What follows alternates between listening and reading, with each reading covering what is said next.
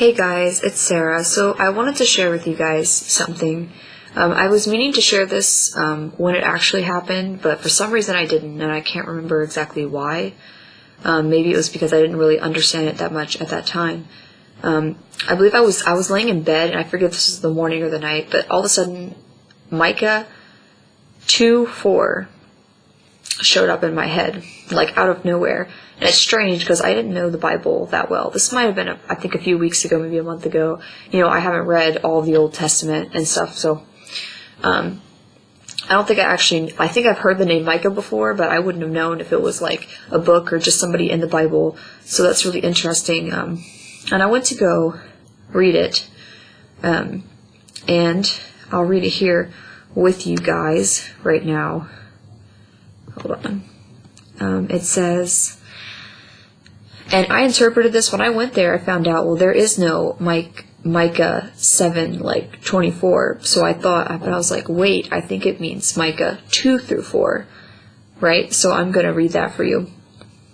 The good man is perished out of the earth. There is none upright among men. They all lie in wait for blood. They hunt every man his brother with a net, that they may do evil with both hands earnestly.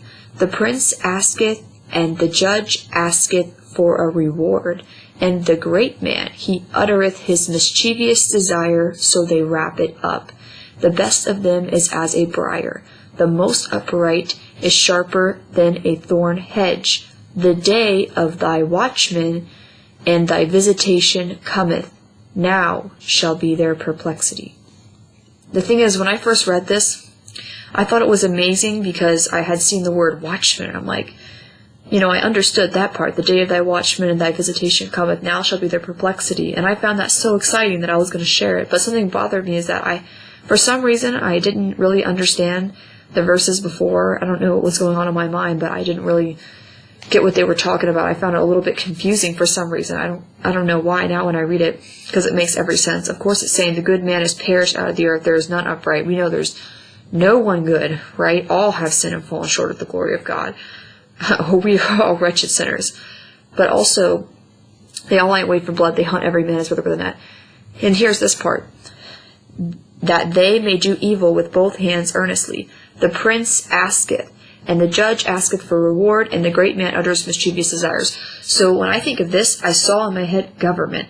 Like, this is exactly how it is. The prince, right? The leaders of nation. They ask, like they want something, right? And then the judge asks for a reward, right? And then the great man, like influencers. We have influencers in the world, right? They have desires too, so they all converge together, right? The princes of the world and the judges of the world and the other influential great people, right? And they have these desires and they wrap it up together. So I clearly saw that. The best of them is as a briar, most upright is sharper than a thorn hedge. The day of thy watchman and thy visitation cometh, now shall be their perplexity. So, and the rest of this verse in Micah is really amazing.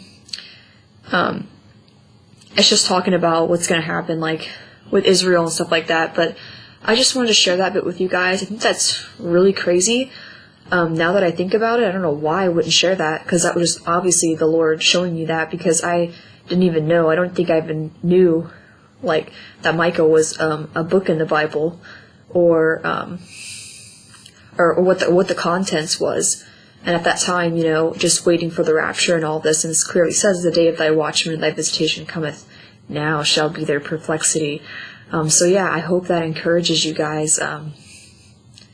Look up, our redemption draws nigh, and guys, I really think this is it.